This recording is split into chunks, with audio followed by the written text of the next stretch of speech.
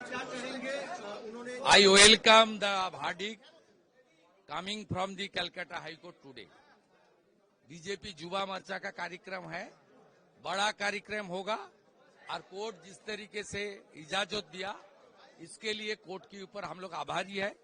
बहुत बड़ा प्रोग्राम होगा, उत्तर कोरोना प्रोग्राम होना जरूरी था।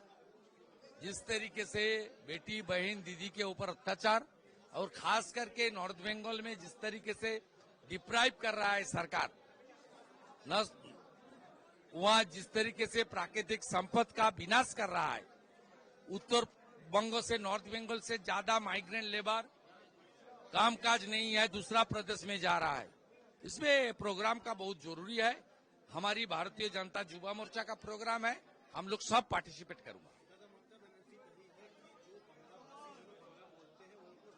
भाई मैं काल क्लियर कर दिया, ममता बनर्जी जो कर रही है रोहिंग्या मुसलमान को प्रोटेक्ट करने के लिए काम कर रही है। कोई भारतीयों के खिलाफ कोई प्रदेश की सरकार कुछ नहीं कर रहा है। जो बर्मा होते हुए, कॉक्स बाजार से होते हुए, बांग्लादेश से होते हुए जो 540 किलोमीटर एरिया में फेंसिंग नहीं है, जमीन बीएसएफ को, एमएचए को ममता बनर्जी का सरकार नहीं दिया है, उसका फायदा उठाते हुए ये लोग घुस गया है पश्चिम बंगाल। और पश्चिम बंगाल के ममता बनर्जी की सरकार तुष्टीकरण का राजनीति और वोट बैंक का राजनीति के लिए फर्जी बर्थ सर्टिफिकेट, फर्जी एपिक कार्ड, आधार कार्ड ये करा दिया। पूरा देश में ये लोग स्प्रेड कर गया, फैला गया। इसलिए जो कार्रवाई कर रहा है सही कार्रवाई।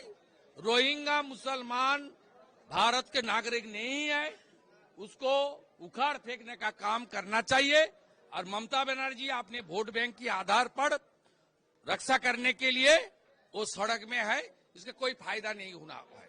उन्होंने इलेक्शन कमीशन को पर्सनल अटैक कर रहा है। इसलिए बिहार में जिस तरीके से रोहिंग्या इन्फिल्ट्रेटर्स को नाम डिलीट हो रहा है, वो बंगाल में भी सोच रहा है इलेक्शन कमीशन भी यहां कर देगा।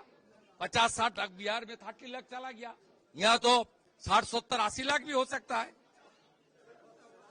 एपी सेंटर तो बंगाल है। इसलिए Mamata Banerjee, due to her fear साइकोसिस, she is saying this type of sentences against BJP and against the election commissioner. Election commission is an independent, autonomous constitutional body.